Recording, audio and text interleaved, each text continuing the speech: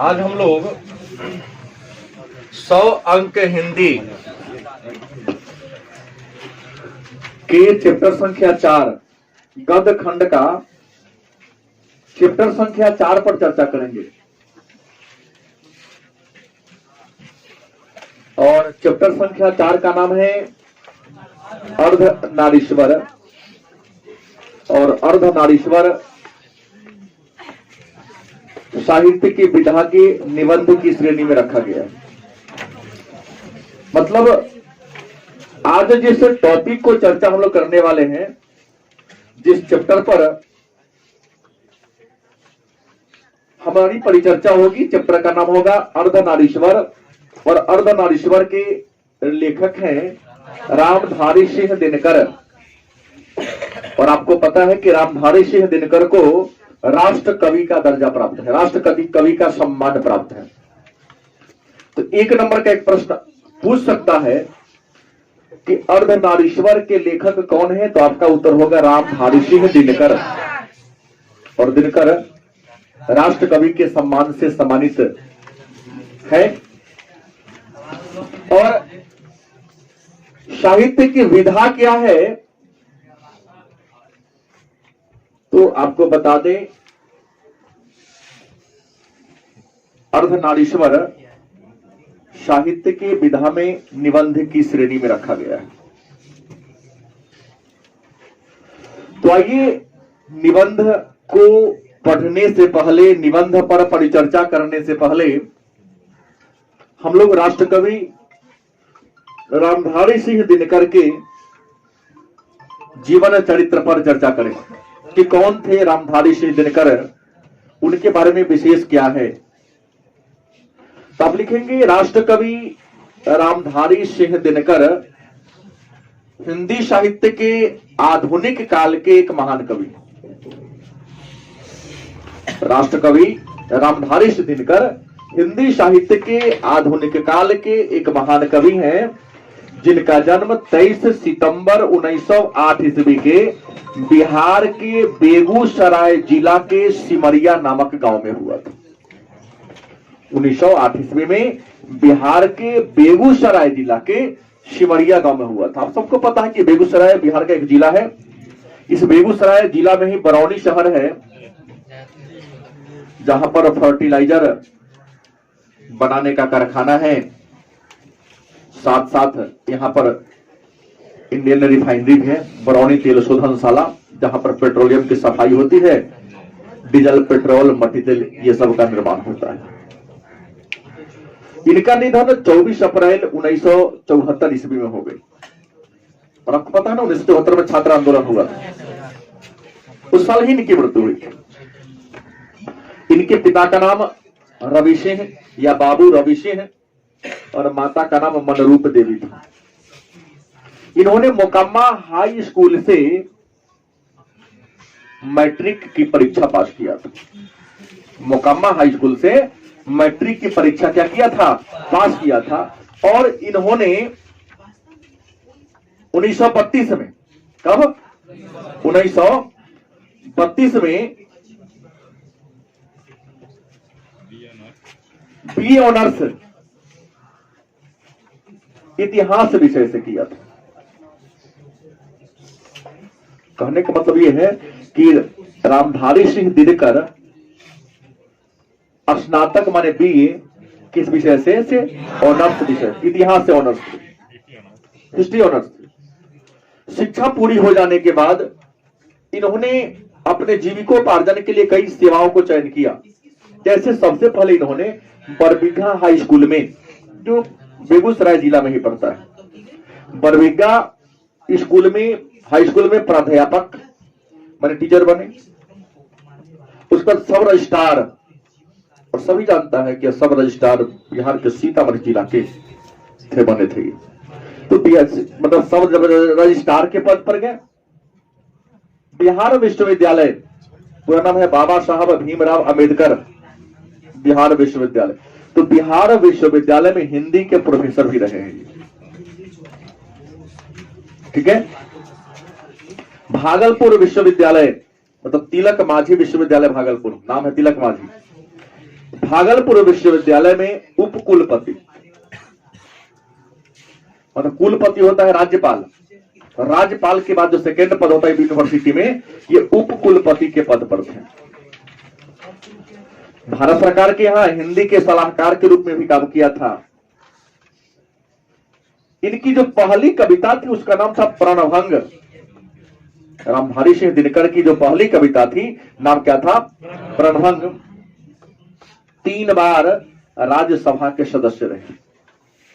संसद के 3 अंग होते हैं, बताया हूं, लोकसभा, राज्यसभा और राष्ट्रपति। लोकसभा भी दिल्ली में है, राज्यसभा भी दिल्ली में है, संसद भवन भी दिल्ली है। तो संसद का एक अंग है राज्यसभा, एक सदन है राज्यसभा। उस राज्यसभा का 3 बार मैंने एमपी के रूप में रहे, और राज्यसभा के सदस्य का कार्यकाल 6 वर्षों का होता है। इन्होंने अनेक सारी रचनाएं रची, जिसमें संस्कृति के 4 अध्याय, क्या है? संस्कृति के 4 अध्याय कहानी संग्रह है। इस पुस्तक के लिए इन्हें साहित्य अकादमी पुरस्कार मिला। और उर्वशी जो इनके द्वारा लिखा गया कविता है, उर्वशी काव्य के लिए इन्हें ज्ञानपीठ पुरस्कार से पुरस्कृत किया गया, सम्मानित किया गया। रामधारी सिंह दिनकर छायावाद के कवि हैं। किसके कवि हैं? छायावाद के कवि हैं।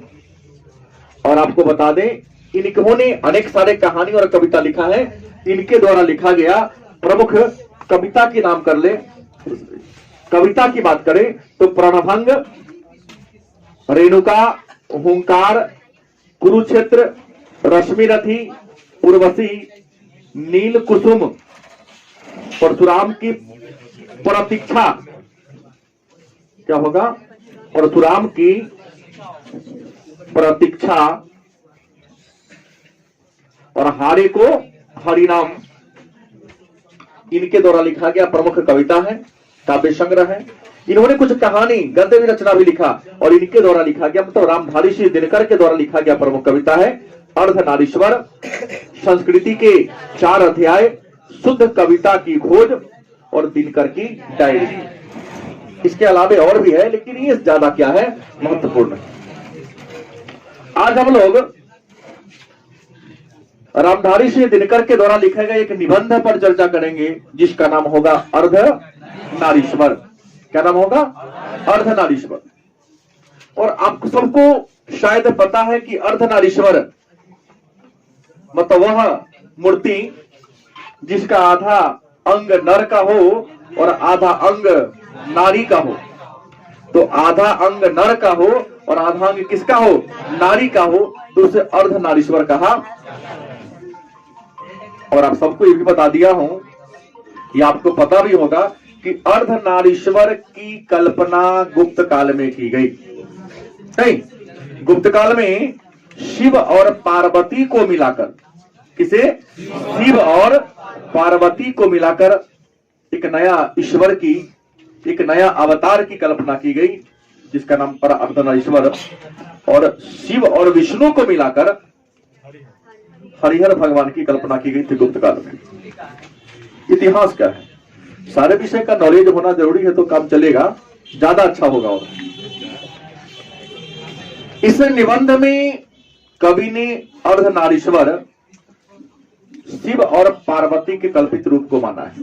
मतलब एक ऐसा मूर्ति, एक ऐसा शरीर जिसका आधा अंग नर का हो और आधा अंग नारी का हो, उसे ही कहा गया अर्धनारीश्वर। क्योंकि इस बात को स्वीकार करने में आम इंसान को बड़ा तकलीफ है। अरे क्या होगा, हम क्या मान लेंगे हमारा आधा अंग नारी हो गया, आधा अंग, हम तो स्वीकार करेंगे नहीं। तो हमारे देवों के देव महादेव ना, जो काम कोई नहीं करता है वही काम को वो करते हैं। जहर निकला समुद्र मंथन से, सारे फरार। ना कुछ नहीं लेंगे हम, थोड़ो हम बाज गए, हम काहे? तो अगर ये में चलेंगे तो जहरों पीना पड़ेगा, तो लेने से क्या फायदा कि मर ही जाएंगे। महादेव कहे ठीक है हम ही ले लेते हैं, ये पूरा हम ही हमारे हिस्सा में दे दो। हाँ, सारे विष को स्वयं भगवान शिव ने अपने पी लिया। जहर इतना, वह हलाहल इतना, विष इतना ज्यादा जहरीला था, घातक था कि सेकंड नहीं लगता किसी को खत्म होने में।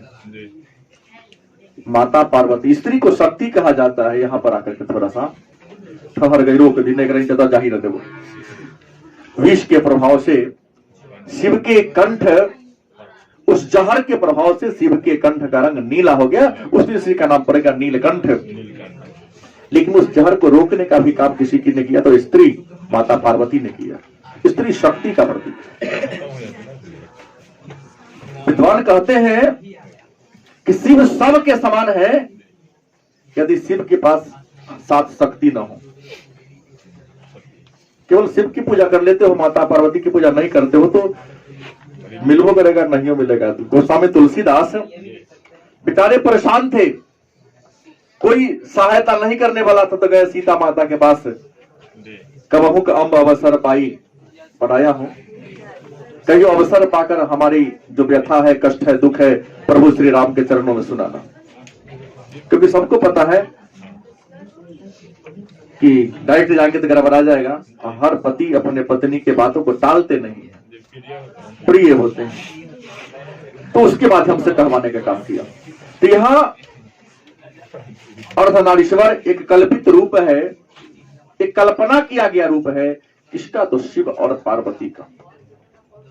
एक ऐसी मूर्ति जिसकी एक आंखें रसमयी, ममतामयी, करुणामयी, तो दूसरी आंखें विकराल है। दूसरी आंखें कैसी है? विकराल है। ऐसा मूर्ति इसलिए बनाया गया ताकि शिव और शक्ति का समन्वय दिखाया जा सके। नर और नारी दो नहीं है, माता और पिता दो अलग अलग नहीं है, दोनों एक ही है।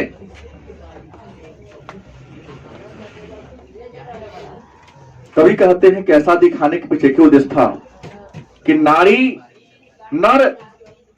पूर्ण रूप से क्या है? समान है। नर और नारी, चाहे नारी और नर पूर्ण रूप से क्या है? समान है। उसमें एक का गुण दूसरे का दोष नहीं है, और दूसरे का गुण पहले का गुण नहीं है। मतलब नारी का गुण यदि पुरुष में आ जाए तो पुरुष की मर्यादा में किसी प्रकार की कमी नहीं आएगी, और पुरुष का गुण यदि नारी में आ जाए तो नारी के मर्यादा में किसी प्रकार की कमी नहीं होगी। उनकी शुद्धता में, उनकी प्रामाणिकता में किसी प्रकार की कमी नहीं आएगी। लेकिन कभी कहते हैं कि भगवान शिव जो सृष्टि का रचयिता है, संचालक है, सब देवता हार मान गया, चलो भोला बाबा समाधान कर देंगे। उसने अर्धनारीश्वर को स्वीकार कर लिया, लेकिन आम इंसान जिसकी कोई वजूद नहीं है, जिसकी पहचान नहीं है, हम और आप इस अर्धनारीश्वर को स्वीकार करने में बड़ा तकलीफ महसूस करते कि नहीं क्या होगा। मैंने अपने बाप मातारी को भी एक मानने को प्रयास नहीं करते होते तो भगवान जैसा फिल्म बन गया। आजकल के आप लोग जैसे उसमें हम भी आते हैं, ऐसा नहीं कि हम आपकी श्रेणी में नहीं है।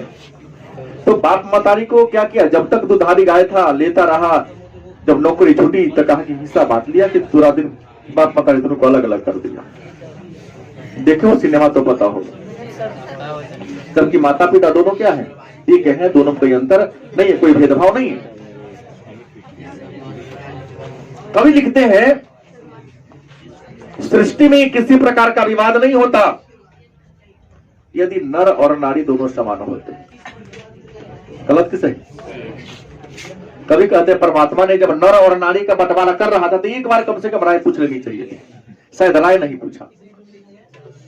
भाई पुरुष में पुरुष का गुण दे रहे थे, नारी में नारी का गुण दे रहे थे, तो एक बार परमात्मा को चाहिए कि उनसे पूछता कि तुम नारी हो क्या? पूरा गुण नारी के लेगी? तो सर नारी का गुण मतलब क्या? कोमलता, दया, प्रेम, करुणा, ये किसका गुण है? नारी का गुण है। और नर का गुण क्या है? तो भाई नर का गुण है कठोरता, विकरालता, उग्रता, प्रचंडता, उष्णता।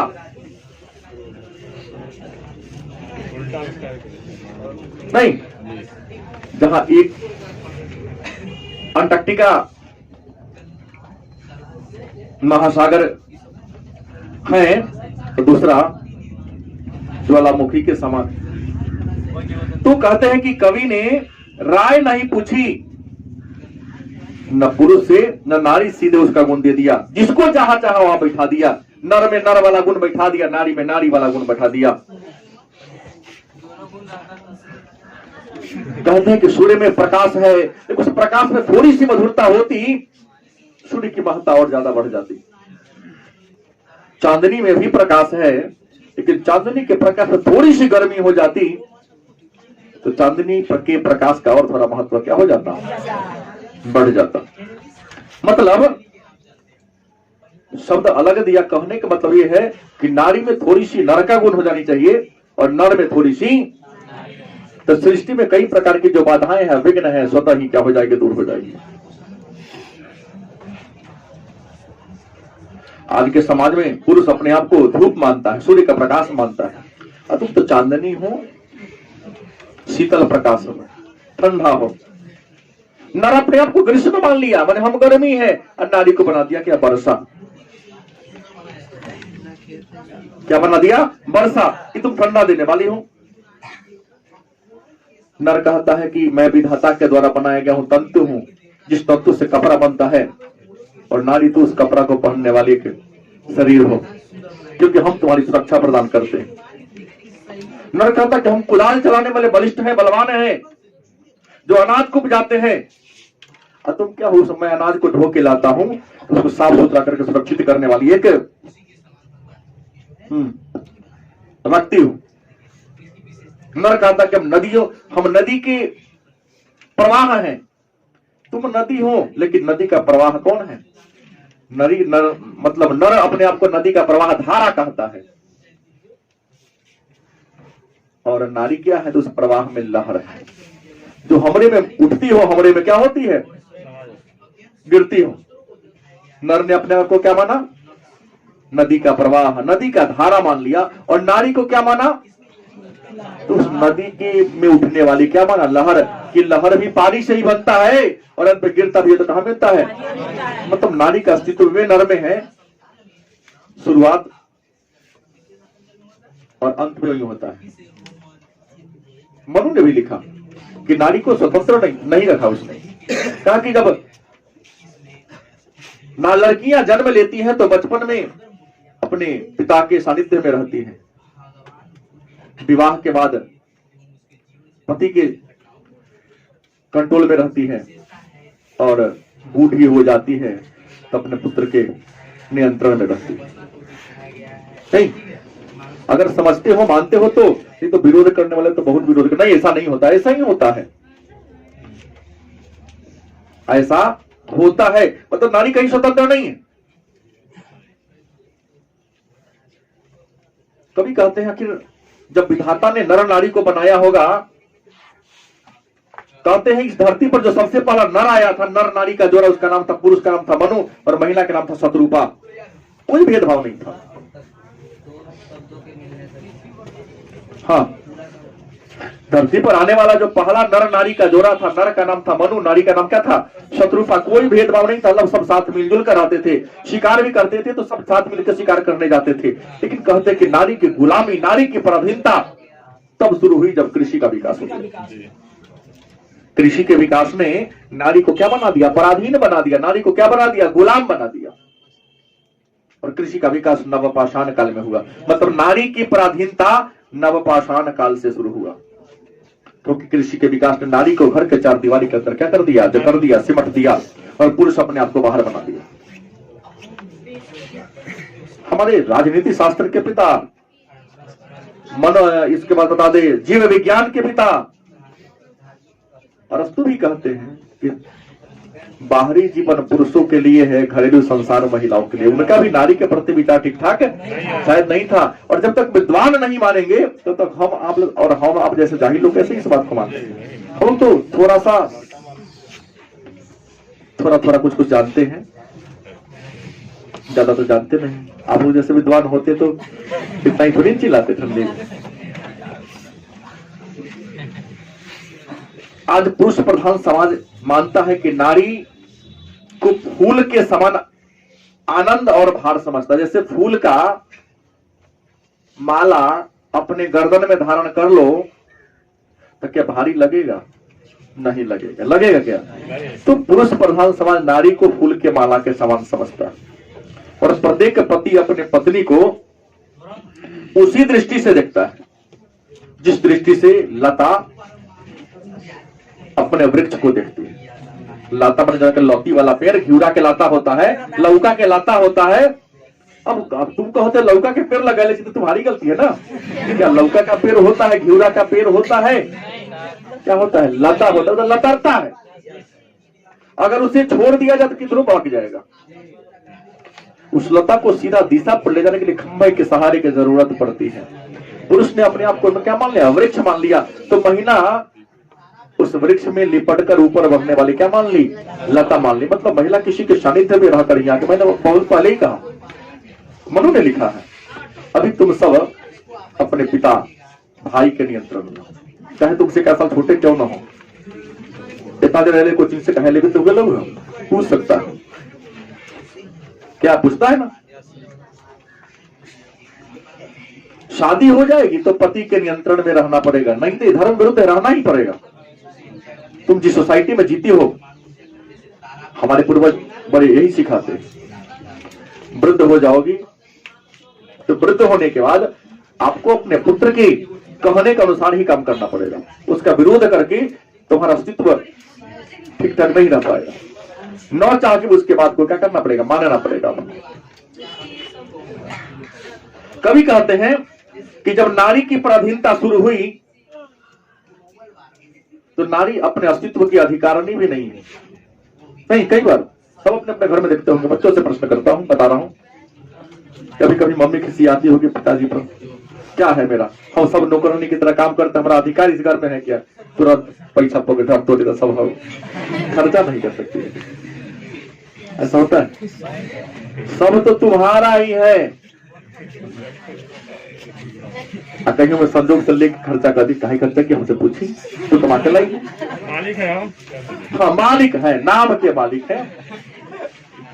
हर घर में ही ना होता है, वह ना होता है, स्वीकार करते हैं आप लोग। मतलब नारी का जीवन पूरा तरह पुरुष की मर्जी पर टिका हुआ है। कवि यह दिखाने का प्रयास किए हैं, लेकिन इसके पीछे कारण हम और आप नहीं है। हमसे पहले के जो देश के बड़े बड़े ऋषि मनीषी, उन्होंने भी नारी को समान नहीं माना। जैसे मैं बात कर लूं महात्मा बुद्ध की, जिन्होंने बौद्ध धर्म की स्थापना किया, घर घर में उनकी आज भी पूजा होती है। गलत नहीं बोल रहा हूं। नारी में इनका भी नारी के प्रति सोच अच्छी नहीं थी। अगर सोच अच्छी होती तो ब्याह कर लिया, घर वाले के छोड़ के भाग जाता घर छोड़ के। निगेटिव नहीं होना है मेरी बात में, विरोध नहीं कर रहा हूं। विवाह ही नहीं करते, खैर वो भी छोड़ दिया, संत बन गए, कोई बात नहीं है। नहीं तो करना ही नहीं, तो नहीं क्यों नहीं समझे आप? खैर मान लो वहां उनकी बात को मैं छोड़ देता हूं, मैं आगे बढ़ता हूं। जब इनके प्रिय शिष्य आनंद ने कहा कि गुरु महाराज, महिलाओं को भी संघ में शामिल कर लिया जाए, कम से कम महिलाओं का कल्याण तो हो जाएगा। आनंद के दबाव पर बुद्ध ने संघ में नारी को प्रवेश तो कर दिया, भिक्षुणी होने का अधिकार तो दे दिया, लेकिन एक बात कहा कि बेटा यह धर्म 5000 सहस्त्र वर्ष चलता या 500, लेकिन 500 वर्ष में नष्ट हो जाएगा। तो कहीं न कहीं महात्मा बुद्ध का विचार भी नारियों के प्रति अच्छी, उन्हें भिक्षु होने का अधिकार, भिक्षुणी होने का अधिकार नहीं दे रहे थे। हम जैन धर्म की बात करते हैं तो जैन धर्म के वास्तविक संस्थापक वर्धमान महावीर या महावीर स्वामी। नारी के प्रति इनकी भी सोच अच्छी नहीं थी। बौद्ध धर्म के जो बड़े बड़े तीर्थकर थे, इनका भी विचार नारी के प्रति अच्छी नहीं थी, क्योंकि जैन धर्म का बंटवारा लगभग चंद्रगुप्त मौर्य के शासनकाल में 300 ईसा पूर्व के आसपास 2 गुट में हो गया। एक क्या पुरुष प्रधान समाज था, कौन उदंड वाला बात हो गया, तू श्वेतांबर बन जा, हम दिगंबर बन जाते हैं, लंगटे बहु आएंगे। उसमें नारी क्या करने जाएगी? दिगंबर बनकर सिद्ध किया कि नारी दिगंबर नहीं हो सकती। साहित्यकार सोचता है, मैं नहीं सोच रहा हूं, ये साहित्यकार का विचार है। अगर आप कहते कि हम बहुत मर्यादित धर्म वाले हैं तो मर्यादा के लंगटे बोवाइएगा इस सभ्य समाज में। तो जैन धर्म का दिगंबर संप्रदाय संत कहता है कि नहीं, नारी हम जिस काम को कर सकते हैं नारी उस काम को नहीं कर सकती है। तो भाई तू जानवर की तरह रहोगे तो क्या महिलाएं भी जानवर की तरह रहेगी? नहीं, कभी कहते ना, ऐसा नहीं, उन्होंने भेदभाव किया।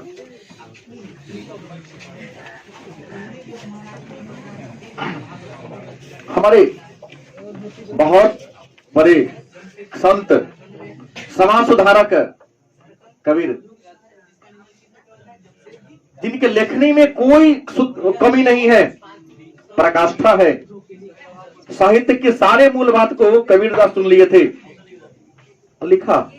कबीर की रचना का नाम है बीजक, और बीजक के 3 खंड है, साखी, शबदी और रामायणी। कबीर का विचार भी नारी के प्रति अच्छी नहीं थी। बीजक में लिखते हैं, नारी तो हमहू करी। कबीर का विचार नारी के बारे में कहे कि नारी तो हमहू करी, तब न किया विचार, जब जानी परिहारी नारी महाविकार। कभी कहते हैं ना, अवहेलना करते हैं नारी की, कि नारी तो हम भी कहते हैं, हम भी तो किसी नारी के उत्पन्न, नारी के द्वारा उत्पन्न किए गए हैं। नारी जननी है, सृष्टि के संचालिका है। लेकिन जब नारी के पूरे रहस्य को जान लिया, नारी के गुण को जान लिया, तो दुनिया में नारी से बड़ा विकार रोग कोई है ही नहीं। ये कबीर साहब का कहना है कि नारी महाविकार। मतलब कबीर ने भी नारी को पुरुष के समान नहीं माना, उनको सारे विकार दुख का कारण बताया। जॉन बर्नार्ड शॉ, जो एक आधुनिक साहित्यकार है, लेखक है, दार्शनिक है, इन्होंने तो नर को अहेर और नारी को अहेरनी मान लिया। नागिन, जादूगरनी, नीचे दिखाने का ना काम किया इन्होंने। नागिन, नारी क्या है? अहेरनी है, नागिन है, जादूगरनी है। ऐसे निंदनीय शब्द कहकर पुकारा है नारियों को। विश्व कवि गुरुदेव रविंद्रनाथ टैगोर, विश्व कवि का दर्जा किसे मिला है? गुरुदेव रविंद्रनाथ टैगोर को मिला है। और गुरुदेव रविंद्रनाथ टैगोर ने पहला इंडियन थे जिन्हें 1913 ईस्वी में दुनिया का सबसे बड़ा अवार्ड साहित्य का नोबेल पुरस्कार मिला है, गीतांजलि के लिए। उन्होंने भी नारी के प्रति अच्छा विचार नहीं रखा। प्रेमचंद्र भी नारी के बारे में अच्छा विचार नहीं लिया। और प्रेमचंद्र कहते हैं ना, जिनको कथा सम्राट कहा जाता है, उपन्यास सम्राट कहा जाता है प्रेमचंद्र को। प्रेमचंद्र नारी के बारे में लिखते हैं कि नर यदि नारी का गुण ले ले तो वह देवता बन जाता है। नर माने पुरुष अपने अंदर नारी का गुण मतलब कोमलता, दया, प्रेम, अगर ये रूप धारण कर लेता तो पुरुष क्या बन गया? देवता बन गया। लेकिन कहता यदि नारी नर का रूप धारण कर ले तो राक्षसनी बन जाती है। कलम का जादूगर नहीं, कलम के सिपाही जादूगर नहीं, कलम के जादूगर रामवृक्ष बेनीपुरी को कहा जाता है। कलम के सिपाही मुंशी प्रेमचंद्र को कहा जाता है। इन्हें कथा का सम्राट, उपन्यास का सम्राट भी कहा जाता है। और विश्व कवि गुरुदेव रविन्द्रनाथ टैगोर को कहा जाता है। तो प्रेमचंद्र का विचार भी ठीक नहीं था। जयशंकर प्रसाद आपके साहित्य में तुमुल कोलाहल कल्लाह में उनके द्वारा रचित एक गीत है, कविता है। तो जयशंकर, महाकवि जयशंकर प्रसाद ने भी नारी को पुरुष से क्या माना है? अलग माना है। वो कहते हैं कि नारी की सार्थकता तब है जब वो आकर्षक बनकर हमेशा पुरुष को अपनी ओर रिझाने का प्रयास करे। नारी तो पृथ्वी की शोभा है, केवल प्रेम की प्रतिमा है। मतलब कुल मिलाकर कवि कहते हैं, मेरा अनुमान है कि ये कहना चाहते हैं कि नारी की सार्थकता पुरुष को रिझाने में है। जयशंकर प्रसाद का कहना है नारी स्वप्न है, नारी सुगंध है, और नारी पुरुष के बाह पर झूलती हुई जो ही की माला है। नारी नर के, नारी स्त्री पुरुष के वक्षस्थल मतलब सीना पर मंदार के माला के समान है। मंदार माने अकौन, उसके माला के समान। आज के आप लोग जैसे किंग कर्तव्य विमुढ़ है, अन्यथा नहीं लेंगे, नर की बात कर दो। ये लोग कहते हैं कि जब यह आता है तुमको क्या जरूरत है कमाने की, तेरे हम है ना। आज के नर पुरुषों का कहना है कि है कुछ ना खोखला, आवाज खोखला, दिखाएगा बहुत लमहर लमहर।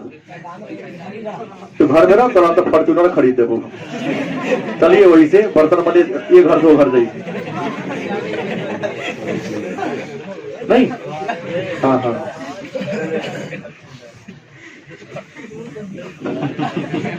तो आज के पुरुषों का विचार भी नारी के प्रति उतनी अच्छी नहीं है। वो सीधा सोचते हैं कि हमारे घर वाली अगर काम करने बाहर जाएगी तो हमारे पुरुषत्व पर धक्का लगेगा, हमारा इज्जत नीलाम हो जाएगा। ये सोच है। अब इतना गिर गया कि घर वाली की कमाई खाएगी। आप जैसे खोखले महापुरुषों का ऐसा विचार है, आधुनिक पुरुषों का ये विचार है। तुम्हें घर जाने की क्या जरूरत है, मैं अकेला कमाने के लिए क्या है काफी हूं, तुम घर में बैठ के खर्चा करती रहो, घर में बैठ के हमारे आमदनी को क्या करो, फटफट उड़ाती रहो, तुम्हें बाहर जाने की कोई जरूरत नहीं। हाँ हाँ यही तो है ही। कभी लिखते हैं कि समझौता द्रौपदी का वस्त्र हरण नहीं होता यदि सभा में गांधारी होती। सही बात है। यदि सभा में गांधारी होती, जो दुर्योधन की बात थी, सभा में भीष्म पितामह द्रोणाचार्य कृपाचार्य धृतराष्ट्र ऐसे कर्म जैसे लोग बैठे हुए थे, शकुनी बैठे थे, एक से गुरु बड़े बड़े लोग, लेकिन सारे क्या थे, पुरुष। मतलब एक स्त्री का कपड़ा खींचा रहा है, उसको नंगा करने का प्रयास किया जा रहा है, क्या वहां चलो थोड़ा देख के हम भी आनंद बना लेंगे, शायद हो सकता मैं गलत बोल रहा हूं। नहीं तो विश्व में तो वह ताकत था कि सारे सभा में एक तीर नहीं मार सकते थे वो। गुरु कुल गुरु थे कृपाचार्य, उस सारे 105 को सिखाया द्रोणाचार्य, कहा किसी ने बोला। कभी लिखते हैं यदि गांधारी सभा में होती, कुंती सभा में होती, दुशासन का मजाल नहीं था कि द्रौपदी का चिरहरण करे, वस्त्र को खोल दे, कि जब तक एक स्त्री होती है स्त्री के सम्मान की रक्षा करती है। अगला लाइन लिखते हैं कवि कि कौरवों की सभा में, दुर्योधन की सभा में यदि समझौता कुंती और गांधारी के बीच होता तब महाभारत का युद्ध नहीं होता। और उस 18 दिन के युद्ध में पूरे यदुवंशी को नष्ट कर दिया गया। क्यों? क्योंकि समझौता युधिष्ठिर और दुर्योधन के बीच हुआ। गलत कि सही? तो कहते हैं कि अगर समझौता किसके किसके बीच होता, गांधारी और कुंती के बीच होता तो युद्ध होता ही नहीं, महाभारत मिलता ही नहीं देखने को। मतलब कुल मिला करके समाज में नारी का योगदान क्या है, नारी की भूमिका क्या है और नारी की दुर्दशा क्या है, इसी पर लोग प्रवचन बड़ा लंबा लंबा देते हैं। लेकिन वास्तविक जीवन में जाने के बाद, गांधी जी की पोती एक पुस्तक लिखी है, बापू मेरी माँ, तो लिखती है अपने पुस्तक में कि जीवन के अंतिम दिनों में महात्मा गांधी नारी पर रिसर्च कर रहे थे, अपने अंदर महिला का गुण लाने का वह प्रयास कर रहे थे और महसूस करना चाहते थे कि आखिर नारी है क्या, उनका इंपोर्टेंस क्या है और नारी बनकर हम अपने आप को कैसा फीलिंग करते हैं। तो बापू मेरी बाप, ये महात्मा गांधी की पोती के द्वारा लिखा गया एक पुस्तक। तो आज के क्लास में इतना ही रहेगा। आप लोगों का हाजिरी बन जाएगा।